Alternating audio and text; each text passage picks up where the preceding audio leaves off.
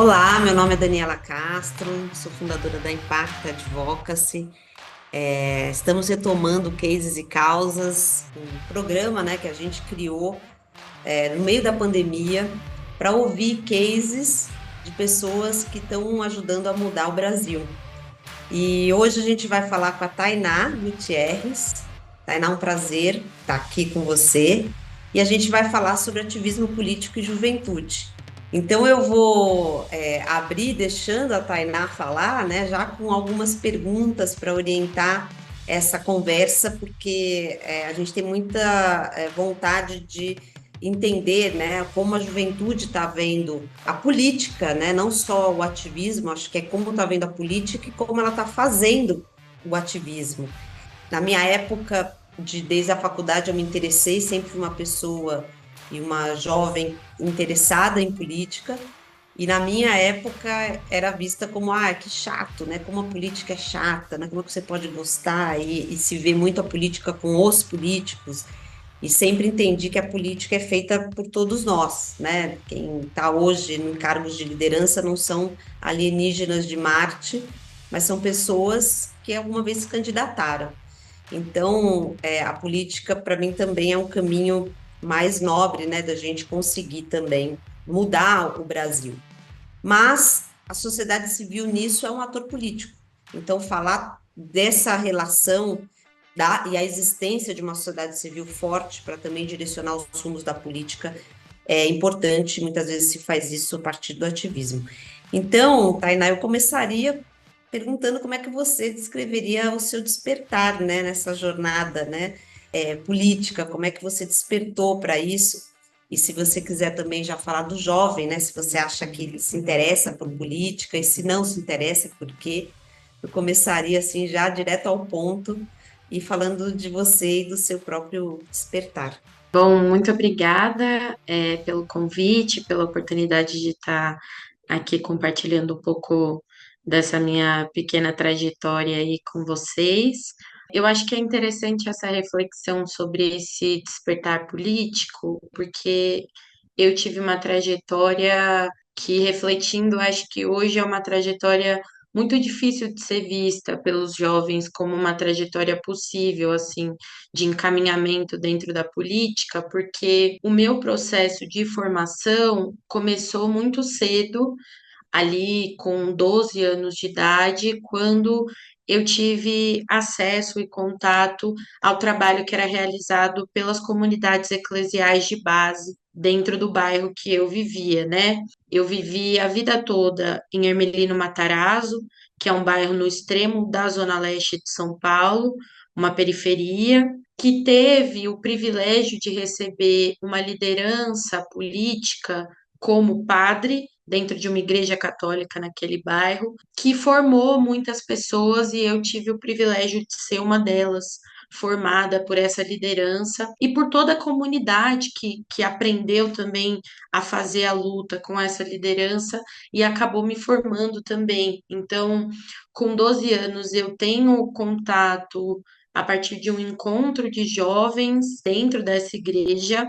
Não tinha nenhum vínculo de batismo, de crisma, mas isso não foi um impeditivo para que eu acessasse essa comunidade e tivesse ali um processo formativo junto das lutas que essa comunidade fazia, né? Então, me envolvi com a pastoral de juventude, me envolvi com pastoral carcerária, me envolvi com a escola de fé e política que existia ali, me envolvi com a pastoral de saúde, que trabalhava com práticas integrativas de saúde, com uma saúde holística e integral.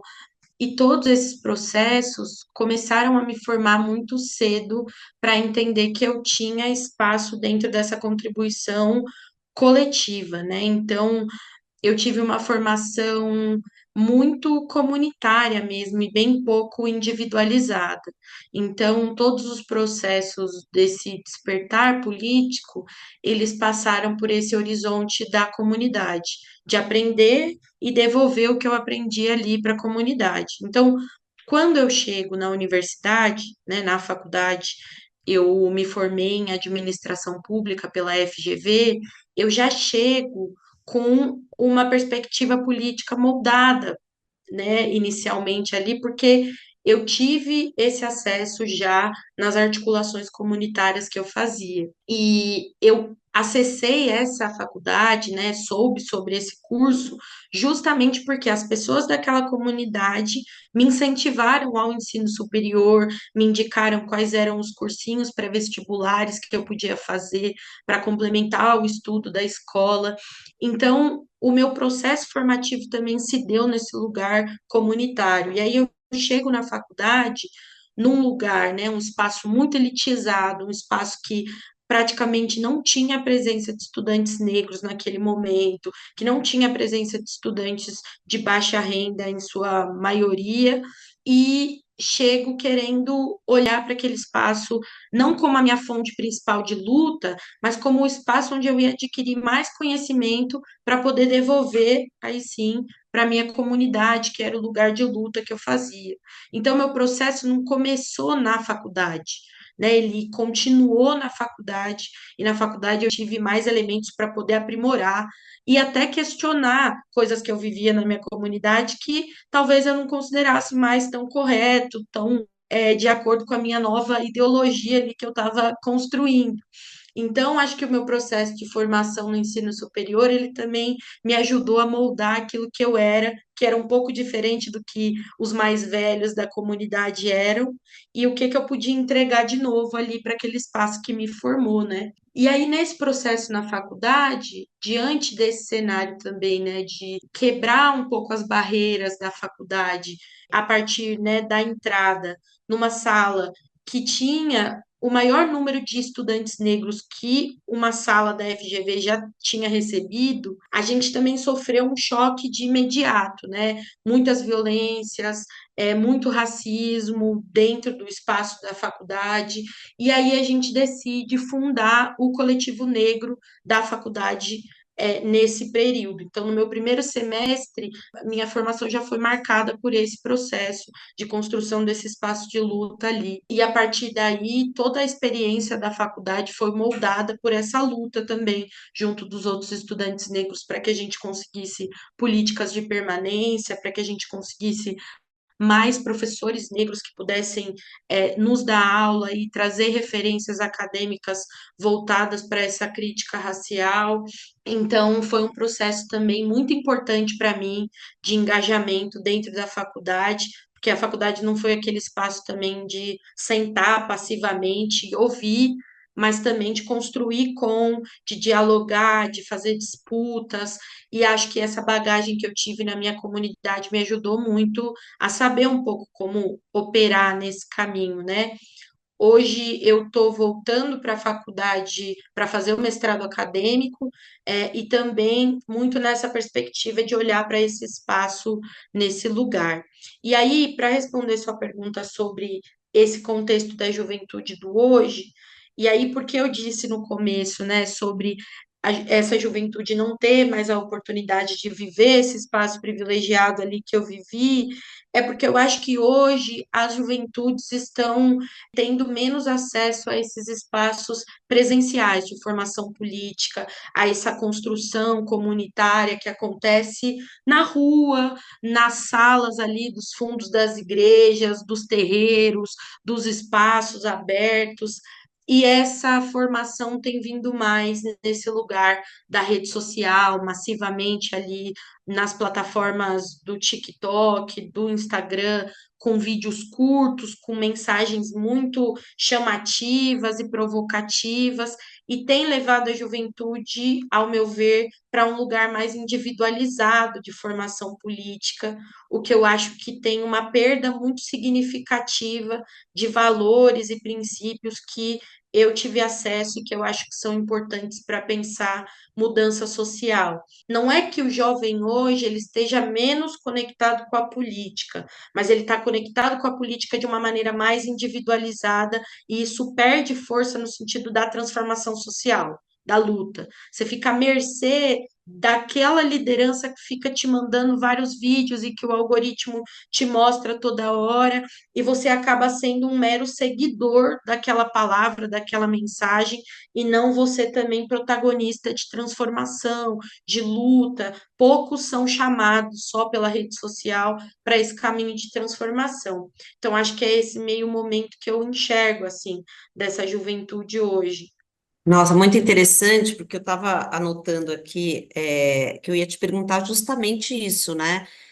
Como está a questão comunitária versus o individualismo, porque uma das coisas de falar de política, muitas vezes, é você falar do coletivo. Então, na minha época, não tinha o celular ou as redes sociais como se tem hoje, a gente tinha espaços, né, eu também tive formação política justamente de cursos, de movimentos, ou na própria universidade, e eu não sei se e você falou que isso foi fundamental para você se engajar na política, né? Você ter uma vivência comunitária. Então, eu ia justamente perguntar se hoje você vê que tem um individualismo maior, e aí, né, você me respondeu.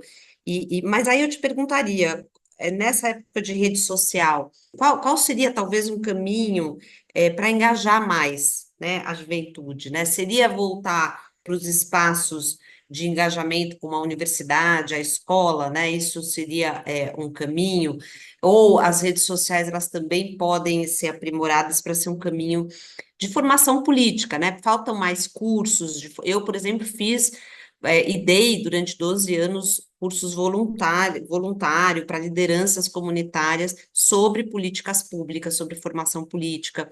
Desde falar o que que é a política, então, porque a gente aprende o que é uma ameba, né? Mas a gente não aprende o que o vereador faz. Então, desde do conceito básico de Estado, etc., até políticas de saúde, educação. Então, era um curso bem de uma linguagem muito simples, algo muito direto, e a gente tinha, eu dei essas aulas também, né? Tive e dei.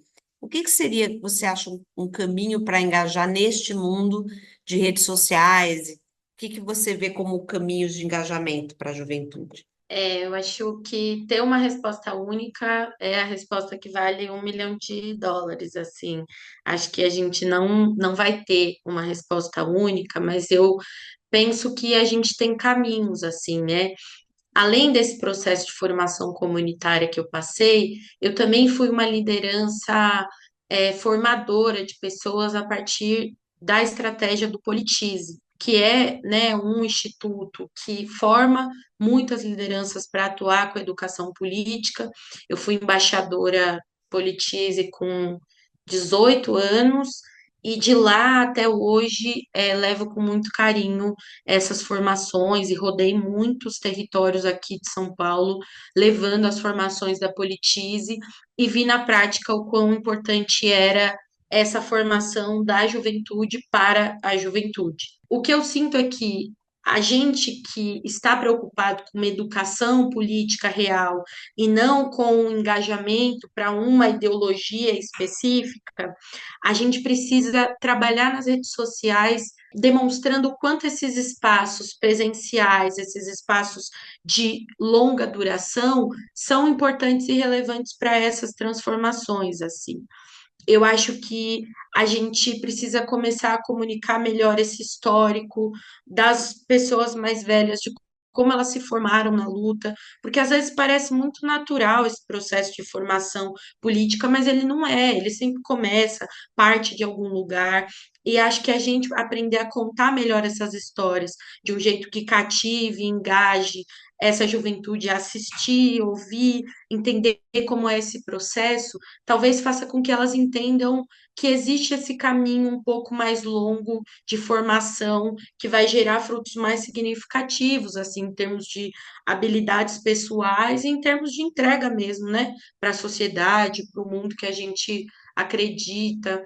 Eu acho que a juventude que está organizada ali dentro do campo climático e socioambiental tem tentado experiências como essas e tem sido positivo, assim, mas acho que tem várias pesquisas que têm mostrado isso, num geral, a maior parte da juventude tem sido assediada por conteúdos ultraconservadores, da extrema-direita, que reproduzem padrões de violência mesmo dentro da discussão política, do debate, da construção de pensamento, e acho que isso é muito nocivo e a gente precisa trabalhar para conseguir demonstrar o quão prejudicial isso é para a formação. Não que a gente tenha que dizer que só o campo progressista, o campo da esquerda é o campo a ser seguido, mas na verdade é dizer que esse campo da violência política, ele não deveria ser aceitado em nenhum dos campos ideológicos, assim, né? E a gente precisa trabalhar uma comunicação mais assertiva nesse lugar de uma formação de longo prazo, assim, né? A Politize, inclusive, já tem uma disciplina dentro da trilha formativa do novo ensino médio em várias secretarias, né, estaduais, onde há uma formação de educação política colocada dentro das escolas, mas acho que a gente, enquanto movimento social ligado com a educação política, precisa ocupar os espaços da escola com maior frequência, assim.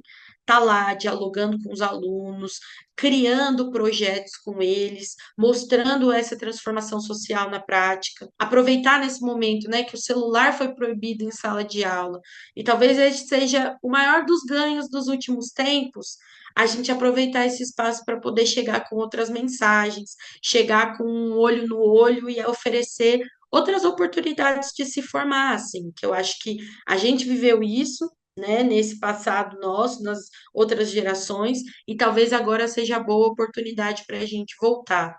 Eu acho que tem um caminho dentro da rede social, que é comunicar melhor essas nossas histórias, mas eu acho que é aproveitar esse momento das escolas sem celulares para chegar lá com outras mensagens também. Você acha que tem muitas organizações que fazem, você acha que precisa de mais organizações que façam esse trabalho de formação política, né?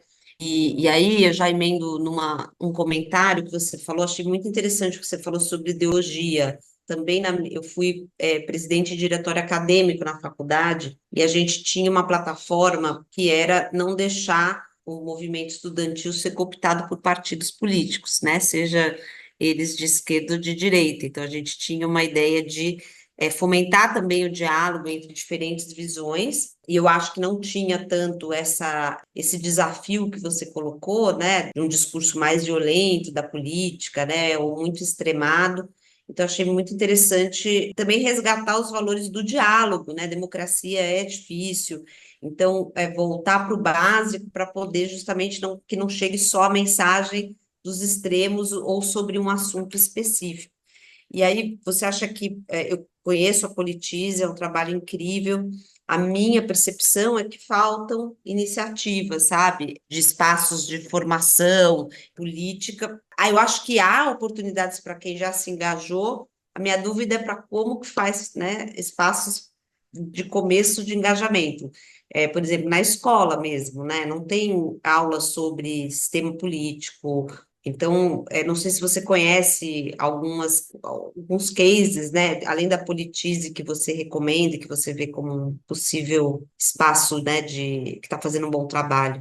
Para além da politize, eu acho que tem esse caminho a partir desses coletivos de jovens que estão trabalhando na pauta climática e socioambiental, porque à medida que eles vão formando a partir desses temas, vai formando também dentro desse engajamento político, porque você vira um ativista climático que luta dentro da esfera política. E ao fazer, você vai aprendendo sobre esse movimento, né? Então, aqui a gente tem o Engajamundo, tem o Fridays for Future, que é uma organização internacional, mas que tem uma base bem consolidada aqui no Brasil. E acho que nessa esfera mais política somente, tem uma organização que é a Girls Up, que tem se voltado para formar meninas, jovens mulheres, dentro desse ativismo político, formar elas para se tornarem candidatas políticas e anualmente elas têm feito ciclos formativos para atrair jovens, né, adolescentes nesse lugar de formação política para se pensarem candidatas, né, tendo em vista esse lugar da representação feminina. Então acho que tem poucas iniciativas, mas são iniciativas que eu acho que a gente deveria dar mais atenção, conseguir apoiar mais e olhar para elas com mais carinho. E você, Tainá, já pensou em sair candidata alguma vez? Essa é outra pergunta de milhões para mim. Mas essa eu acho que eu já passei por muitas fases assim. No momento em que eu estava na faculdade e participei muito ativamente da construção de vários movimentos aqui dentro, todo mundo tinha certeza que eu sairia candidata daqui, assim.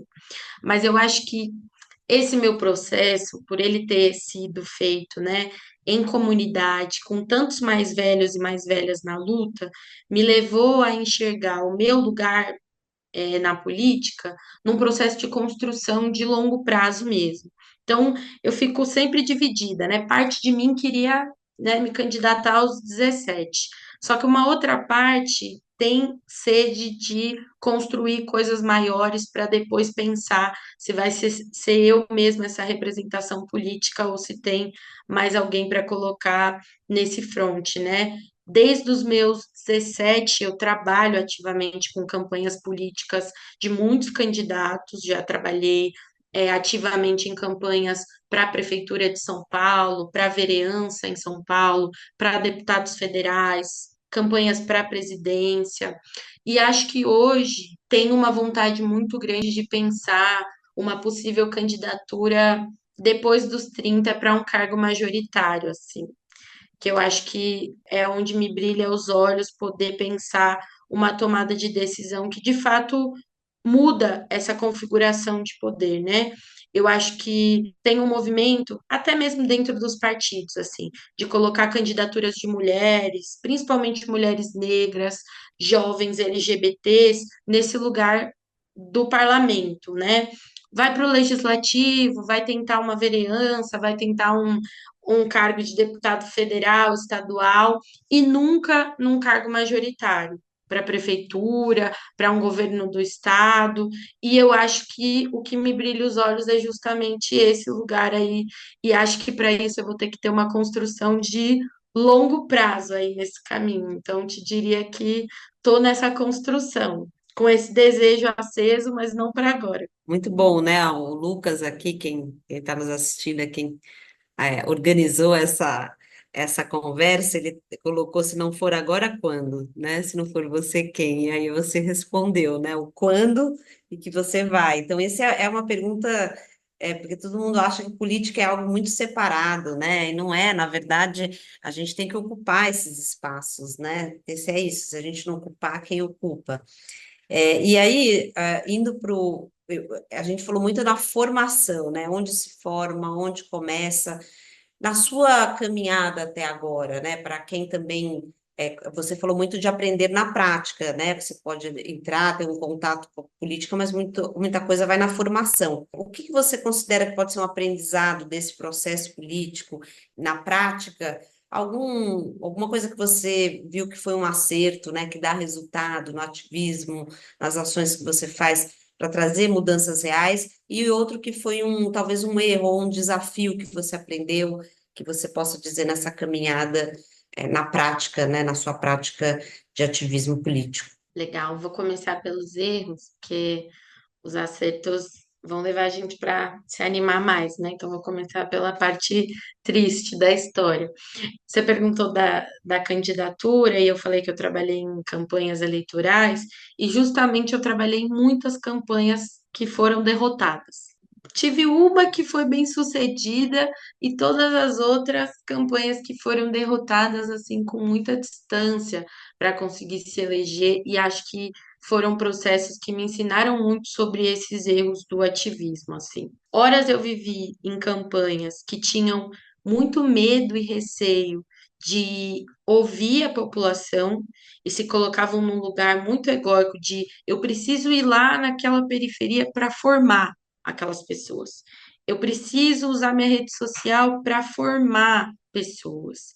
E nesse lugar você esquece que essas pessoas, esses indivíduos que vão receber seu voto, que vão dar o apoio para você, elas são pessoas que recebem informações políticas o tempo inteiro. Então, ainda que elas não estejam conscientemente se formando politicamente, elas têm uma posição política, elas têm uma visão, elas estão construindo valores, quer elas reconheçam, quer elas não. E às vezes esse movimento de chegar para formar as pessoas é mais violento do que não aparecer lá, porque você chega entregando mensagens para quem já recebeu muita mensagem e que talvez sejam mensagens contrárias às que você quer passar. Então, eu vivi momentos em que o candidato, a candidata que eu estava apoiando na candidatura, chegava para ensinar sobre uma política que aquela comunidade estava vivendo. Então, chegava para ensinar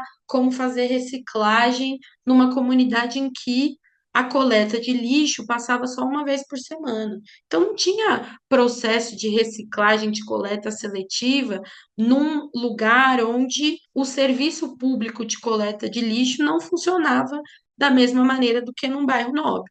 Então, era incompatível com a realidade daquele território. Então, um dos principais aprendizados com esses erros foi de entender que essa construção política para uma candidatura, ela tem que vir muito antes.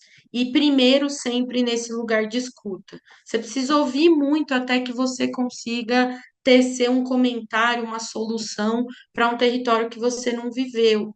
E acho que esse foi um aprendizado que eu tive também nesses movimentos de comunitários que participei, no movimento negro, onde você via até os mais velhos sentarem para ouvir primeiro muito antes de levantar a mão e falar. E acho que esse foi um grande aprendizado.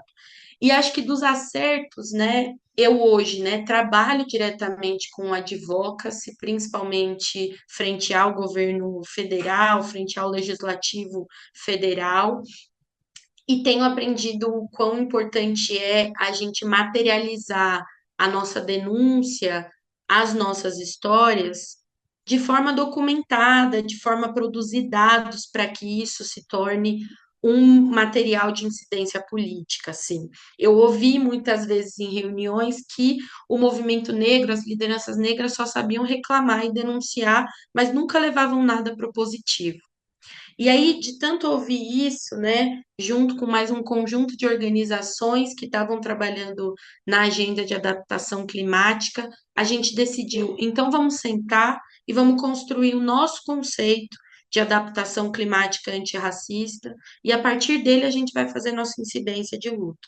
E foi um dos processos mais bonitos que eu vivi, de sentar entre várias organizações, mais de 50 organizações, para pensar um conceito que nos ajudaria na incidência política.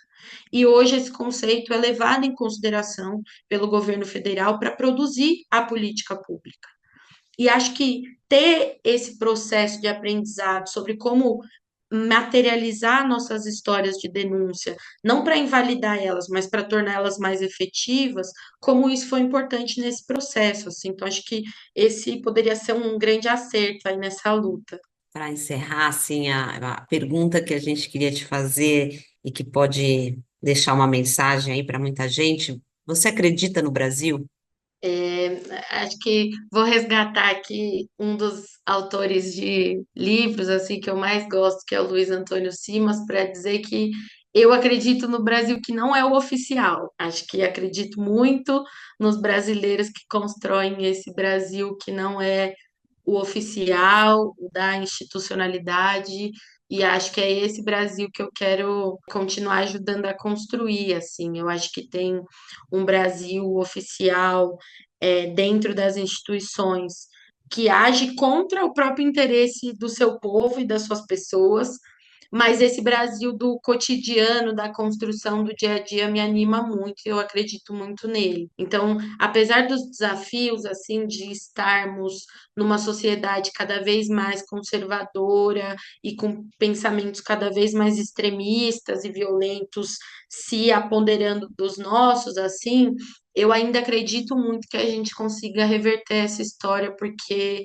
a gente se conhece e a gente vive as mesmas dificuldades, assim. Eu acho que o que a gente precisa é conseguir encantar as pessoas de novo com novos valores, com novas ideias. Então, eu acho que acredito sim muito nesse Brasil que não é o oficial. Ainá, você tem assim, uma outra pessoa aqui que também acredita, né? E é também, acho que a nossa função, seja em qualquer, a nossa função aqui é já fazer, trabalhar com política todos os dias. Mas acho que a gente sempre, nos nossos projetos e também quando a gente, como missão, é também fomentar, né, a participação política. Então, é porque a gente acredita mesmo no país e na sociedade civil, né? Não há país desenvolvido se a sociedade civil não participa ou é ativa, e depende muito de nós. Então, foi lindo o que você falou. Queria te agradecer demais de você estar aqui com a gente. A gente quer que essa mensagem chegue, né, em outras pessoas, mas principalmente foi ótimo te ouvir mesmo e aprender nessa conversa. Então, queria agradecer demais a sua participação hoje aqui com a gente no Cases e Causas. Eu que agradeço pelo espaço e pela oportunidade de poder compartilhar. Acho que espaços como esse são muito importantes mesmo para que a gente se escute, se conheça e tenha a oportunidade de se conectar com mais gente interessada em construir essa transformação. Obrigada.